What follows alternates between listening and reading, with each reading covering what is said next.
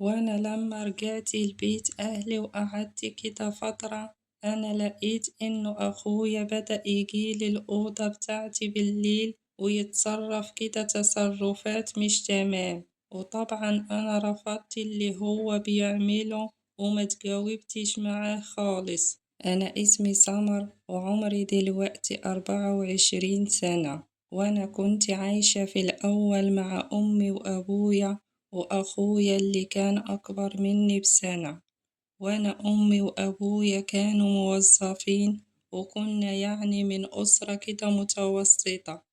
وأنا طول عمري كنت حاسة إنه أبويا وأمي بيميزوا أخويا الكبير عني في كل حاجة، وإنه بالنسبة ليهم هو الأهم وهو الأحسن. وده بيحصل في بيوت كتير قوي لحد دلوقتي. الولد عندهم أهم من البنت، يعني الولد عندهم حاجة والبنت عندهم حاجة تانية خالص. وبابا وماما هما الاتنين كانوا مدلعين أخويا قوي، وكانوا بيسيبوا على طول يعمل اللي هو عايزه. لكن ماما كانت مدلعاه أكتر من بابا بكتير. وطول عمري كانت علاقتي بأخويا زي علاقة أي بنت بأخوها. لكن بصراحة أنا كنت بغير منه قوي، وأنا لو كنت عملت أي حاجة غلط كنت بتحاسب عليها.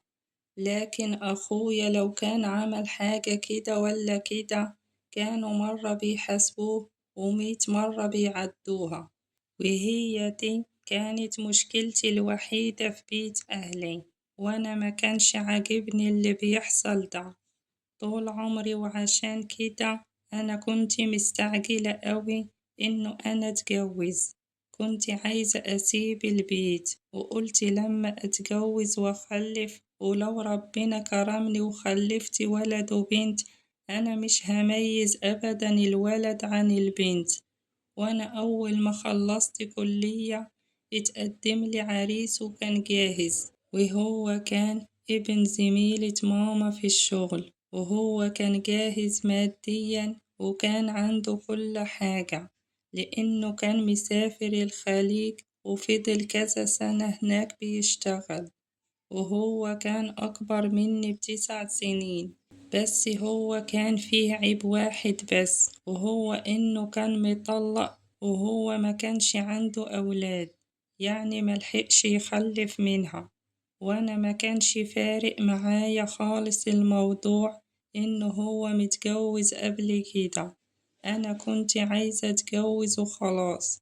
لكن لما إجا عندنا البيت واتقدملي وأهلي سألوه عن سبب طلاقه قبل كده، هو قال لهم ما اتفقناش وما حصلش نصيب، وكل واحد مننا راح لحاله.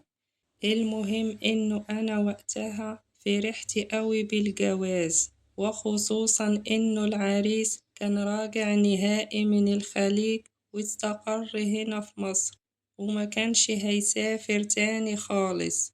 وفي أقل من شهرين كنا عملنا الخطوبة واتجوزنا، وكل شيء كان ماشي تمام. ما هو كل حاجة كانت عنده في شقته، وأنا بس اللي نزلت اشتريت قبل الجواز، يعني الحاجات البسيطة كده اللي كانت ناقصة. لكن للأسف بعد الجواز هو طلع فيه عيب كبير قوي، وإنه هو مش قادر يديني حقوقي الشرعية كزوجة. قلت يمكن ده في الأول بس، لكن بدأت الأيام تعدي يوم ورا التاني وجوزي زي ما هو، وحسيت إنه هو فعلا عنده مشكلة. قلت أكيد إنه هو ده سبب طلاقه من مراته الأولى. وأنا بعد ما اتجوزت بابا تعب قوي، وهو كان في الأول قلبه تعبان، لدرجة إنه بعد الفرح بكام يوم هو دخل المستشفى وقعد فيها أسبوع وتوفى. وطبعا بعد كده أنا أهلت له في وفاة بابا، وما كانوش مركزين معايا أبدا، ولا إنهم يطمنوا عليا ولا يسألوني إيه الأخبار.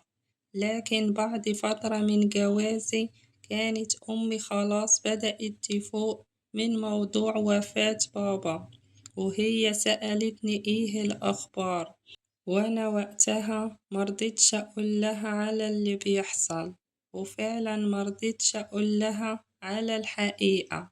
قلت لها كله تمام، وقلت بلاش أفضح جوزي وبلاش أشيل أمي همي، لأنها برضو حزينة ونفسيتها تعبانة بسبب وفاة أبويا، وأنا كنت حزينة أوي على بابا.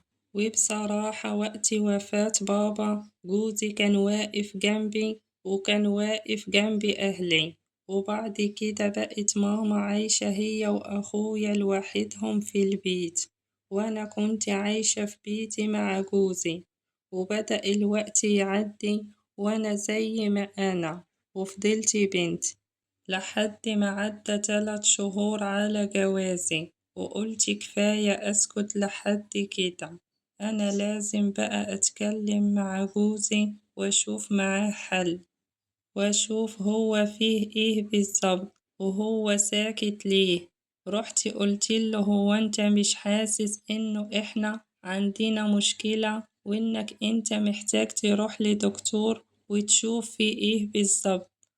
وقتها أنا لقيت جوزي بقى عصبي قوي وفضل يتخانق معايا، وقال لي إنه أنا مش متربية ومش مؤدبة، وإنه للأسف أهلي معرفوش يربوني، وقال لي إزاي تتكلمي في حاجة زي كده وإحنا لسه عارفين بعض قريب ولسه بنتعرف على بعض.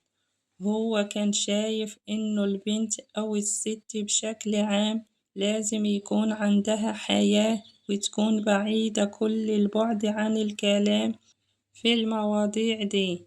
لكن أنا اعترضت وقلت له أنت حارمني من حق الشرع كزوجة، وكبرت الخناقة بينا، وهو مد إيده عليا، وسبت البيت ورحت البيت أهلي وأنا منهارة. وقتها بقى أنا قعدت واتكلمت مع أمي وحكيت لها على كل حاجة، وأخويا في الوقت ده كان سامعنا، وأمي فضلت تهديني وقالت لي انتي ايه اللي مسكتك لحد دلوقتي، وبعدين انتي ليه كذبتي عليا لما سألتك وقلتيلي انه كله تمام؟ قلتلها انا ما كنتش عايزة اشيلك هم، وبرضه انا ما كنتش عايزة افضحه. وبدأت أمي تواسيني وتهون عليا، وفضلت قاعدة عندهم وهي اتكلمت في الموضوع مع حماتي اللي هي زميلتها في الشغل. وطبعا لما اتكلمت معاها الموضوع أخد أبعاد تانية وكبر قوي، وحصلت مشكلة كبيرة، وحماتي قالت لأمي خلي بنتك عندك مادام هي مش محترمة كده. وكل ده كان أخويا شايفه وسمعه، وأنا كنت رجعت لأوضتي في بيت أهلي وقعدت فيها. وبدأت القعدة في بيت أهلي تطول، وعملنا أكتر من جلسة صلح، لكن موصلناش لحاجة، لأنه جوزي ما كانش معترف إنه هو عنده مشكلة من أصله، وهو كان شايف نفسه تمام وما عندوش مشاكل، وإننا لسه بنتعرف على بعض، وإنه أنا بس اللي كبرت المواضيع. لكن أنا بعد ما رجعت البيت أهلي وقعدت كده فترة، أنا لقيت إنه أخويا بدأ يجي الأوضة بتاعتي بالليل ويتصرف كده تصرفات مش تمام. وطبعا أنا رفضت اللي هو بيعمله وما تجاوبتش معاه خالص. ولما رحت اشتكيته لأمي هي ما صدقتنيش في اللي أنا بقوله لها، وقالت لي ده تلاقيه كان جاي يواسيكي، ده زعلان عشانك قوي، انتي بس اللي بتفهميه غلط. بقى معقولة ابن المحترم المؤدب يعمل كده؟ وده كان رد فعل ماما.